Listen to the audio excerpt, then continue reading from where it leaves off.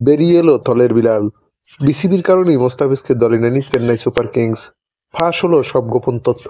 বিগত কয়েক বছর ধরে আইপিএলে ধারাবাহিকভাবে খেলে আসছেন বাংলাদেশের তারকা বাঁহাতি পেসার মুস্তাফিজুর রহমান। ২৯ বছর বয়সী এই পেসার সানরাইজার্স হায়দ্রাবাদ ও চেন্নাই সুপার কিংস সহ বিভিন্ন দলের হয়ে খেলেছেন।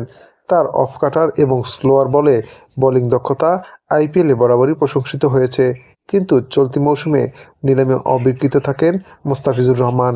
সম্প্রতি অন্যান্য ক্রিকেট বোর্ড বিসিসিআইকে ৩ বছরের জন্য ক্রিকেটারদের আইপিএলে অংশগ্রহণের ব্যাপারে নিরঙ্কুশ ছাড়পত্র দিয়েছে, কিন্তু বাংলাদেশ ক্রিকেট বোর্ড এখনও এই বিষয়ে মন্থর গতিতে এগোচ্ছে। খেলোয়াড়দের আইপিএলে অংশ নেওয়ার অনুমতি দেওয়া হলেও পুরো টুর্নামেন্ট খেলার সুযোগ দেওয়া হচ্ছে না। এই পরিস্থিতি ফ্র্যাঞ্চাইজিগুলোর জন্য অসুবিধা সৃষ্টি করছে এবং এতে করে ভবিষ্যতে বাংলাদেশের খেলোয়াড়দের প্রতি তাদের আগ্রহ কম দেখা যাচ্ছে। মোস্তাফিজুর রহমানের আইপিএলে দল না পাওয়া বাংলাদেশ ক্রিকেট বোর্ডের নীতির প্রতি নতুন করে প্রশ্ন তুলেছে। দেশের ক্রিকেটারদের সঠিকভাবে ব্যবহার না করার কারণে বিসিবির এই মনোভাব তাদের ক্যারিয়ার এবং ফ্র্যাঞ্চাইজিগুলোর উপর নেতিবাচক প্রভাব ফেলছে।